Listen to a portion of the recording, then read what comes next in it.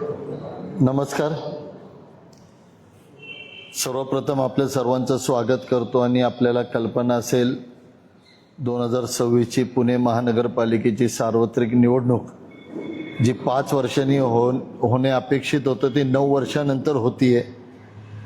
आणि आत्ताचा जो प्रत्येक निवडणुकीमध्ये ज्यांनी महानगरपालिकेमध्ये आपलं बहुमत सिद्ध केलं आणि ज्यांनी महानगरपालिकेवर राज्य केलं त्यांचा रिपोर्ट कार्डची वेळ जेव्हा येते ती ह्या निवडणुकीच्या काळामध्ये येते.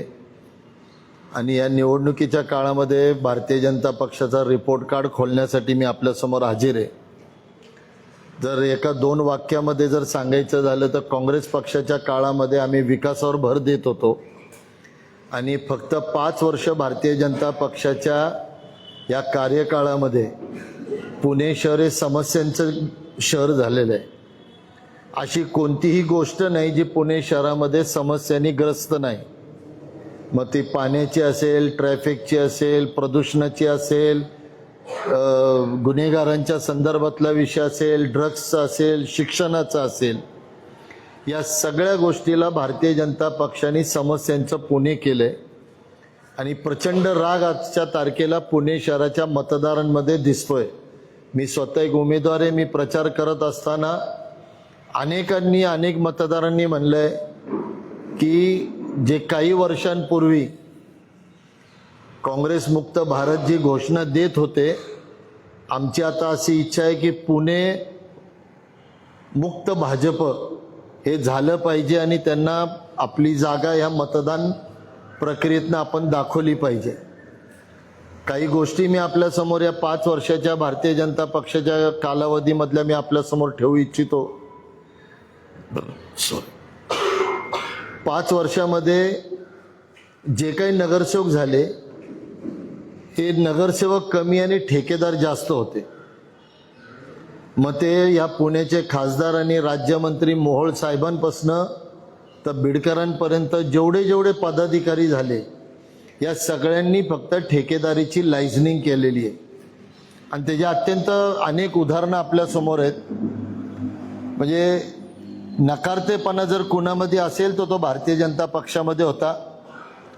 आंबेलोड्याचे सुद्धा 2019 साली ज्या पद्धतीने आपल्याकडं पूर आला, त्याच्यात काही मानहानी झाली, जीवितहानी झाली, 165 कोटी आपल्याला राज्य सरकारकडनं आले. पण वापरण्याची किंमत किंवा तू का मी का टक्केवारीमध्ये ते 165 कोटी राज्य सरकारला परत गेले, त्यांना वापरता आले नाही.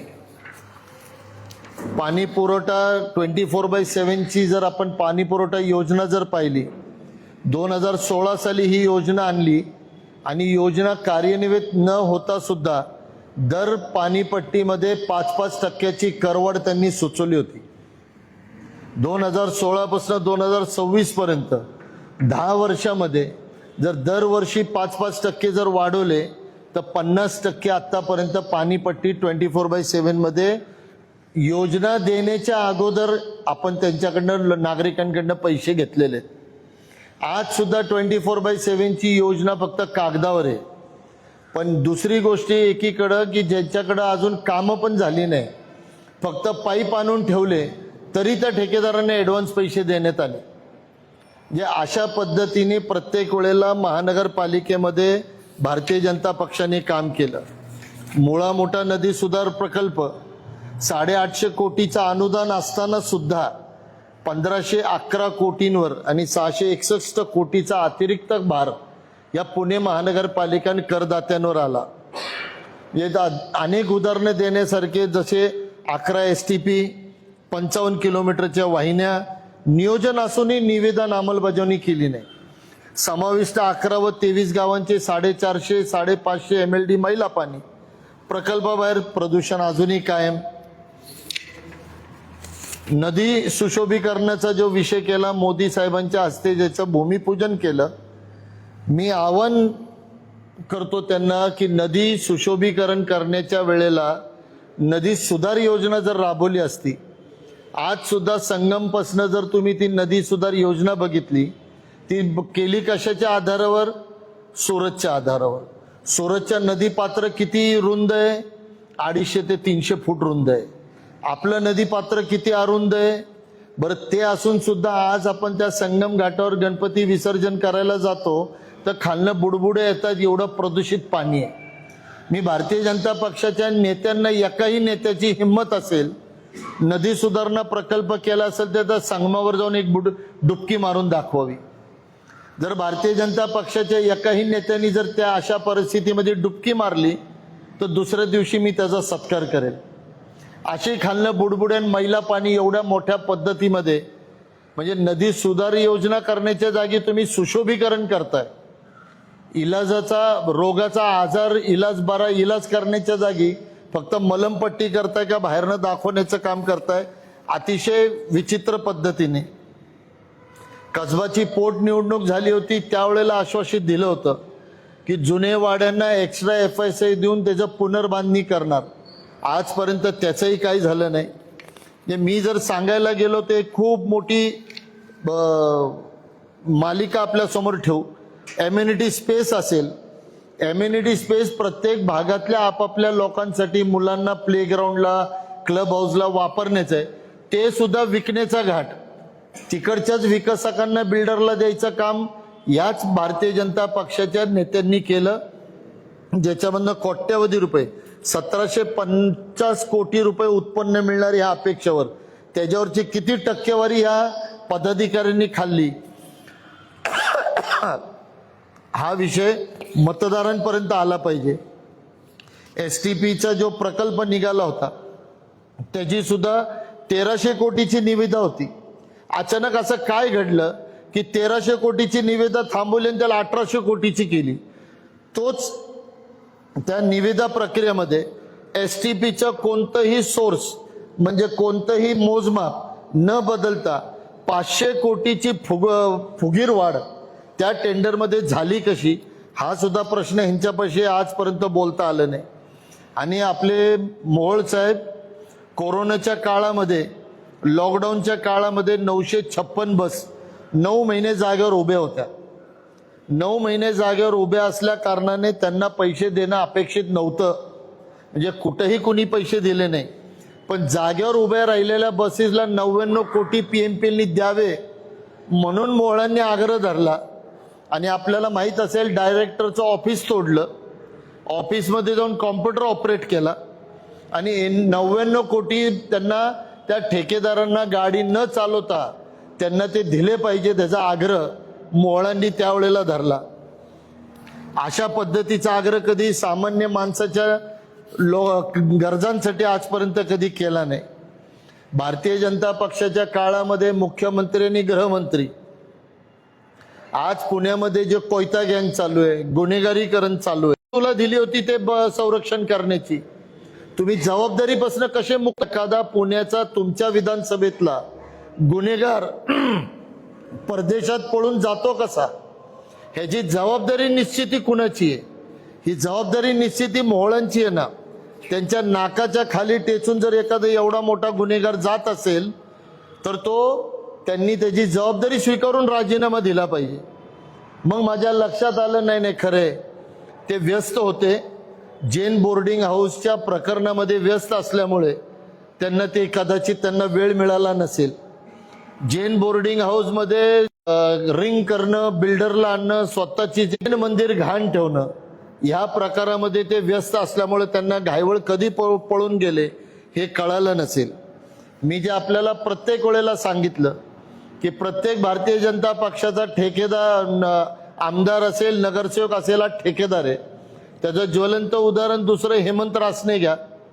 हेमंत रासनेंनी सुद्धा लोकमान्य नगरमध्ये त्या नागरिकांनी स्वतःचा पुनर्विकास करायचं ठरवलेलं असताना, बिल्डिंग प्लॅन पास झालेली असताना अचानकपणे मुख्यमंत्री देवेंद्र फडणवीसच्या लेटर हेडवर स्टे आणणं म्हाडाच्या मार्फत, हे ह्याचंच लक्षण आहे. कारण रासने स्वतः बिल्डर असल्यामुळं त्यांची त्या भूखंडावर नजर होती आणि भूखंडाचा श्रीखंड कसा खायचा ह्याच्यामध्ये PhD झालेले रासने आणि मोहोळ आहेत, त्यांनी ते केलेलं आहे. मुंडवा जमीन घोटाळा आपल्या सगळ्यांनाच कल्पना आहे. कोथरूड पोलीस अत्याचार प्रकरण आपल्याला माहीतच आहे. त्याच नंतर भारतीय जनता पक्षाचे पदाधिकारी आहेत, मग ते प्रमोद कोंढरे असतील किंवा कदम असतील, एका सिनियर PI महिला पोलिसाच्या विनयभंग करण्यामध्ये ह्यांचा हात असतो आणि ती जेव्हा तक्रार करते तेव्हा तिचीच बदली केली जाते. भारतीय जनता पक्षाच्याच बंदोबस्त असलेल्या सिनियर महिला PI हिचा विनयभंग करण्याची हिंमत ह्यांच्यामध्ये पदाधिकाऱ्यांमध्ये येते. सुनील कांबळेंमध्ये ससून हॉस्पिटलमध्ये पोलिसावर थोबाडीत मारण्याची हिंमत पोचते. असे अनेक गोष्टी, पाणीचा विषय असेल, मी आपल्याला अतिशय महत्वाच्या विषयाकडे आता आपल्याला नेणार आहे. आंबेगाव बुद्रुकमध्ये आपल्याला कल्पना असेल, आंबेगाव बुद्रुक येथे 38 बिल्डिंगा बांधल्या गेल्या आणि त्या 38 बिल्डिंगा ज्या वेळेला बांधल्या गेल्या, आम्ही तक्रारी केल्या, त्यावेळेला त्या अशा पद्धतीने पाडल्या गेल्या, म्हणजे फक्त बॅल्कनी आणि देखोट. आज जाऊन तिथं बघितलं तर परतच्या परत त्या बिल्डिंगी तशाच्या तशा बांधल्या गेल्यात.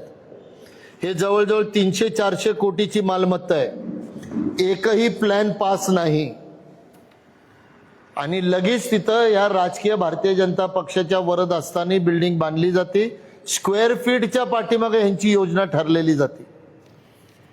एवढी हिंमत ह्यांच्यामध्ये येते. आणि शेवटचा आणि महत्वाचा मुद्दा, 2017 साली ज्या वेळेला पहिल्यांदा सभागृहामध्ये मुरली मोहोळ साहेब हे स्टँडिंग कमिटी चेअरमॅन झाले, नंतर महापौर झाले, ज्या वेळेला आपल्याला यादी बनतो, बजेट तयार करतो, तेव्हा प्रत्येक नगरसेवकासाठी एक आपल्याला तरतूद असते. त्या तरतुदीला नाव सभासदांचं फक्त, म्हणजे भांडवली तरतूद वेगळी, मी फक्त यादी म्हणतोय, म्हणजे सभासदांची यादी. त्या यादीमध्ये ज्या वेळेला आपण तरतूद करतो तेव्हा एका प्रभागासाठी, म्हणजे त्या मुरली मोहोळ साहेबांच्या प्रभागासाठी त्यांनी 5 वर्षामध्ये किती निधी घ्यावा स्वतःसाठी. 5 वर्षामध्ये मोहोळ साहेबांनी 134 कोटी 8,56,000 रुपये घेतलेले. एका प्रभागामध्ये 134 कोटी 8,56,000 रुपये. मला त्या कोथरूडच्या त्या प्रभागाच्या नागरिकांना विचारायचंय, 135 कोटी जवळजवळ तुमच्या प्रभागात आले, तुम्हाला दिसले का ते पैसे? अनुभवला का तो विकास तुम्ही? 135 कोटी खर्च कुठे केले हे तरी एकदा मोहोळ साहेब दाखवणार आहेत का नाही दाखवणार आहे? आणि जर या पद्धतीने तुमच्याकडे जर सत्ता येत असेल आणि तुम्ही जर पुणे शहराच्या करदात्याचा पैसा एका प्रभागामध्ये 150 कोटी आणि दुसऱ्या प्रभागामध्ये जिथंही करदाते आहेत तिथं 1 कोटी 2 कोटी 3 कोटी टाकणार, हा समतोल विकास म्हटला पाहिजे. आणि यादी जर आपण बघितली तर बिडकर साहेब 30 कोटीला जातात, धीरज घाटे 32 कोटीला जातात, हेमंत रासने 90 कोटी रुपये, श्रीनाथ भीमाले 83 कोटी रुपये, सुनील कांबळे 51 कोटी रुपये, सिद्धार्थ शिरोळे 30 कोटी रुपये. हे फक्त मी मोजके 8 लोकांची यादी, आपल्या 7 लोकांची यादी दिली. या 7 लोकांमध्ये जवळजवळ 400 कोटी रुपये वाटून घेतलेले. जर तुम्हाला करदात्याचा पैसा येत असेल तर तो शहराच्या सर्वांगीण भागामध्ये तुम्ही तो टाकला पाहिजे. हा माझा पहिला प्रश्न आहे. करदाता हा प्रत्येक तबक्यातला, प्रत्येक चौकातला, प्रत्येक प्रभागातला आहे. पण माझा प्रश्न पुढचा सुद्धा येतो की तरतूद घेतली, तरतूद खर्च पण झाली, पण डोळ्यांना ती विकास दिसतोय का तिथं? तो डोळ्यांना विकास जर दिसत नसेल तर मग ही कागदोपत्री खर्च आहे का? ह्याच्यावर इन्क्वायरी लागली गेली नाही पाहिजे का? या सगळ्या गोष्टीचा विषय आज आपल्यासमोर मांडत असताना मी परत एकदा आपल्याला सांगतो, ज्या पद्धतीने भारतीय जनता पक्षाने हे 5 वर्ष काढली, अतिशय काय म्हणतात समस्याग्रस्त. आज पुणे शहरामध्ये ट्रॅफिकमध्ये जावा, ट्रॅफिक पूर्ण जॅम, 4 किलोमीटरसाठी 40 मिनिटं जातात. पाण्याचा प्रश्न, एक पहिला पाऊस पडतो आणि रस्त्यावर पूर येतो पण नळाला पाणी येत नाही. मराठी शाळा बंद केल्या जातात, महानगरपालिकेच्या शाळा समानियोजन करतात, म्हणजे इथं विद्यार्थीची संख्या कमी आहे म्हणून 2-2, 3-3 शाळा एकत्र करतात आणि मग त्या 2 शाळेचं करायचं काय तर प्रायव्हेट शाळेला द्यायचं चालवायला. आता ज्या प्रायव्हेट शाळेला देतात त्यांच्याकडे बरे विद्यार्थी येतात त्या भागातले, महानगरपालिकेच्या शाळेत येत नाही. महानगरपालिकेच्या शाळेमध्ये जाणारा विद्यार्थी हा चॉईसनी जात नाही का, तो हा बाय त्याच्याकडे कोणता पर्याय नसतो म्हणून तो महानगरपालिकेच्या शाळेत जातात आणि त्या शाळा तुम्ही बंद करताय. कमला नेहरू हॉस्पिटल असेल तिथं आज सुद्धा तुम्ही जावा, तिथं प्रायव्हेट हॉस्पिटल सारखी फी आकारली जाते. स्वर्गीय इंदिरा गांधी मेडिकल कॉलेज जे आम्ही 2010 साली मांडलं, ज्याचं नाव बदलून त्यांनी अटल बिहारी वाजपेयी वैद्यकीय महाविद्यालय कॉलेज केलं. आज त्या कॉलेजच्या मार्फत जे आपल्याला डॉक्टर्स मिळाले पाहिजेत, आज ते डॉक्टर्स मिळत नाही. त्या महानगरपालिकेचा कॉलेज असताना सुद्धा त्याला प्रायव्हेट केलं, त्याला डायरेक्टच केला. महानगरपालिकेला डायरेक्ट हस्तक्षेप करता येत नाही. किती पाडा वाचावा तेवढा कमी भ्रष्टाचाराचा या 5 वर्षामध्ये आणि वर्ण 4 वर्ष प्रशासनाच्या काळामध्ये भारतीय जनता पक्षाने त्या अक्षरशः महानगरपालिकेला ओरबाडून खाल्लेलं आहे. अभय योजना आणली दाखवण्यासाठी लोकांना. अभय योजना हे फक्त रहिवाशी रेसिडेन्शियल फ्लॅटसाठी असते, कमर्शियलसाठी नसते.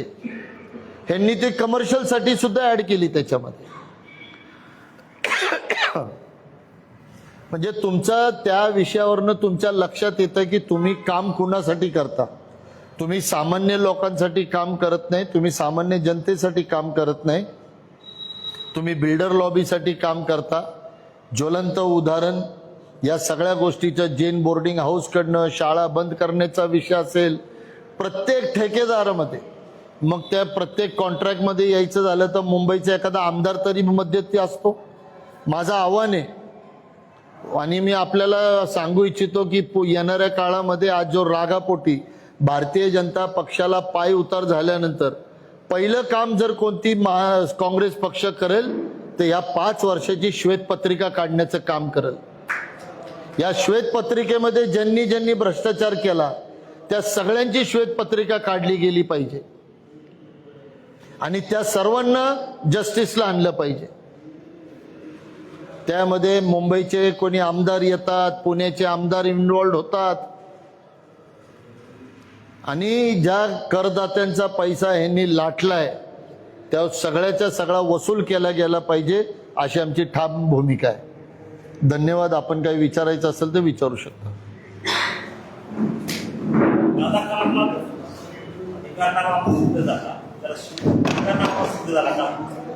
ऐकू येत नाही.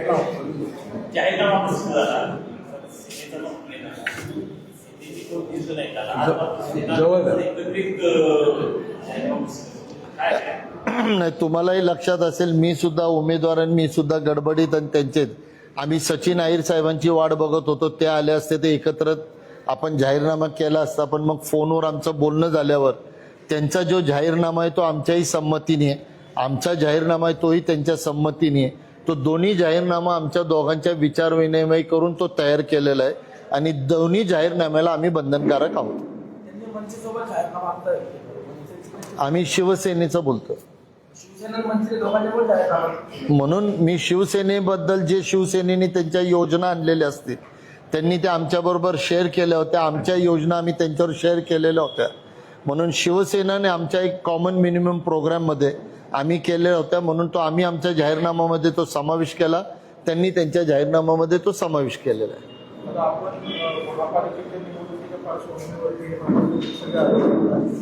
हेच ज्या पद्धतीने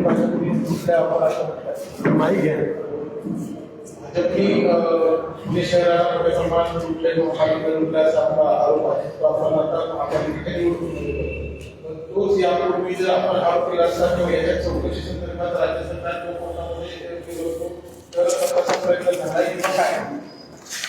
मी जेवढे प्रकरणं तुम्हाला दाखवली त्या प्रत्येक प्रकरणाचं पत्र आपल्याला दाखवल आणि ते प्रत्येक पत्र आपल्याला सुद्धा दिले, राज्य सरकारला दिले आणि आपल्याला माहिती असेल मी अँटी करप्शनला दिले, ईडीला दिले आणि यूडी डिपार्टमेंटला प्रत्येक पत्र दिले त्या प्रत्येक पत्राची माझ्याकडं कॉपी आहे. असं नाही की मी कोणतेही पत्र दिलेलं नाही. प्रत्येक पत्राची एक एक कॉपी आपण मागाल त्यावेळेला मला आठवतंय. हा तो प्रत्येक पत्राचं लेखी आपण तक्रार दाखल केलेली आहे. आणि त्याबरोबर एकही सांगतो, एकही पत्र मी आजपर्यंत विड्रॉ केलेलं नाही त्यातलं. म्हणजे मी आपल्याला सुद्धा दिलेत. आपण अनेक वेळेला अनेक जागी मला न्याय दिला, अनेक जागी आपण दिला नसेल. तसं युडीनी केलेलं आहे. आणि त्याहीपेक्षा ज्या ज्या वेळेला आयुक्ताकडे आम्ही काही कागदपत्राची मागणी केली, एक शहर अध्यक्ष, माजी नगरसेवक म्हणून, विरोधी पक्ष नेता म्हणून आयुक्तांनी आम्हाला प्रतिसाद दिला नाही, पत्र दिले नाही. आम्हाला RTI मध्ये टाकावं लागले, ते सुद्धा मी कागदपत्र आपल्याला दाखवेल. RTI मधनं प्राप्त करावं लागले आम्हाला ती कागदपत्र. आणि त्याच्यानंतर आम्हाला त्याच्यावरची अभ्यास करून हरकत घ्यावी लागली. प्रत्येक पत्र UD, आयुक्त आणि त्यातले अनेक प्रकरणं अँटी करप्शनला मी दिलेत. अँटी करप्शननी मला सुनावणीसाठी बोलवलेलं होतं. मी त्यांच्यासमोर हे पुरावे सुद्धा सादर केलेले आहेत.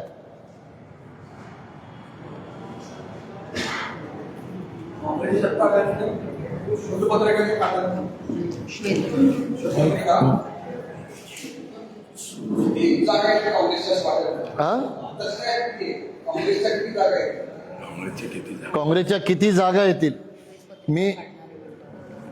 मी आपल्याला पहिलेही सांगितलं, काँग्रेसची किती जागा येईल हा विषय नाही, पण भारतीय जनता पक्ष सत्तेत येणार नाही हे मी तुम्हाला आज नक्की सांगतो.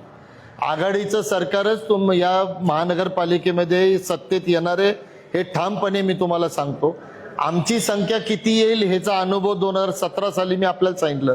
आम्ही 9 आलो तरी 109 वर आम्ही भारी होतो. हे अनेक वेळेला आपण पाहिलेलं आहे. म्हणून संख्या आल्यानंतरच नाही, त्याचं एक उदाहरण आपल्याला देतो. 24/7च्या 2017 साली मोहोळ साहेबांनी जे काही टेंडर मान्य केलं, त्या टेंडरला आम्ही खूप आक्षेप घेतले. त्यांनी ऐकलं नाही. तो प्रकरण UD पासनं, अँटी करप्शन पासनं CBI पर्यंत नेला. त्याच्यानंतर कॉम्पिटेटिव्ह ऑथॉरिटी दिल्लीच्या त्यांच्यापर्यंत नेला. आणि ज्या वेळेला त्यावेळेच्या कुणाल कुमार आयुक्तांना कळायला लागलं की आता आपल्याला त्रास होणार आहे, त्यांनी ती निविदा प्रक्रिया रद्द केली. आणि रद्द केल्यानंतर फेर निविदा काढल्या. म्हणून सत्ता आल्यावरच सगळ्या गोष्टी होतात असंही नाही, सत्ता नसताना पण होते. पण श्वेतपत्रिका काढण्याचं कारण एवढंच आहे की जर श्वेतपत्रिका या सगळ्या प्रकरणाचे काढले तर त्याच्यात दोषी व्यक्ती सुद्धा सापडतील. आमच्या आयुक्ताला सांगणे की या 5 वर्षामध्ये तुमच्या कोणकोणत्या कॅबिनमध्ये आणि त्या 4 वर्षामध्ये प्रशासनाच्या काळामध्ये कोण कोण तुम्हाला व्हिजिट करत होतं, कोण कोण काळामध्ये कुठं, हे CCTV जाहीर करा ना, नागरिकांना दाखवायला सुरुवात करा. अतिशय सोपं होऊन जाईल.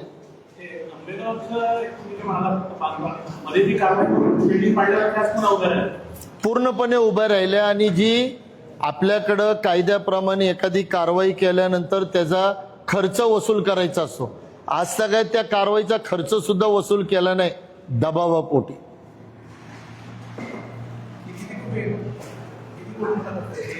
अडोतीस बिल्डिंग आहेत, पूर्ण परत उभ्या राहिल्या.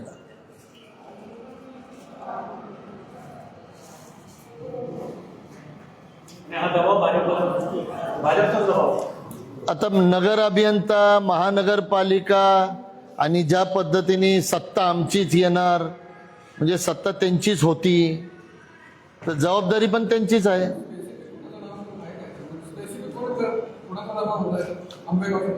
मी परत आपल्याला सांगतो, महानगरपालिकेमध्ये 5 त्रिकूट होते. हे 5 त्रिकूट सगळ्या काय चुकीची कामं करायची. त्यामध्ये मोहोळ साहेब होते, बिडकर साहेब होते, घाटे साहेब होते, भीमाले होते, सुनील कांबळे होते. हे 5 जणांचं त्रिकूट पूर्णपणे ही योजना नियोजन राज्य सरकारकडनं मला आदेश आलाय, मंत्र्यांनी आदेश दिलाय, मुख्यमंत्र्यांनी आदेश दिलाय. प्रत्येक वेळेला मुख्यमंत्र्याचे फोन लावून द्यायच्या अधिकाऱ्यांना, आयुक्तांना, आणि आयुक्त या 5 त्रिकुटाचं ऐकत असायचे.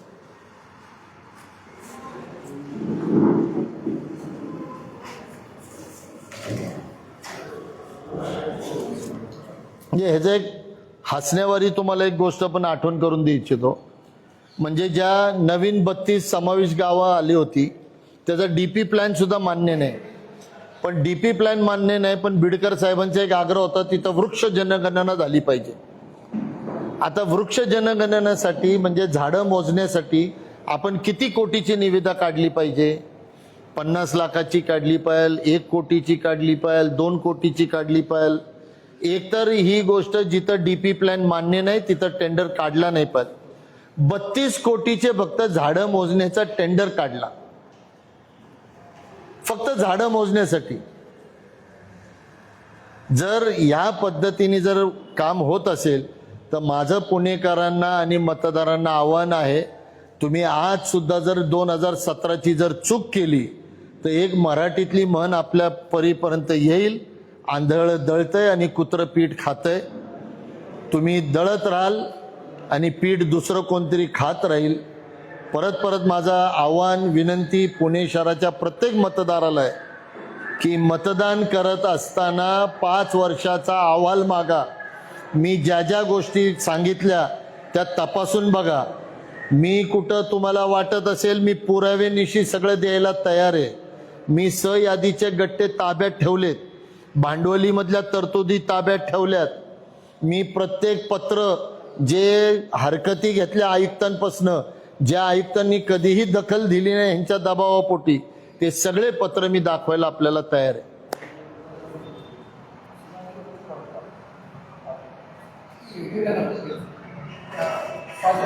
किती 5 वर्षात ते पुढे दिला ना पुढे किती हे केलं ते कोणाचं मीटिंग आज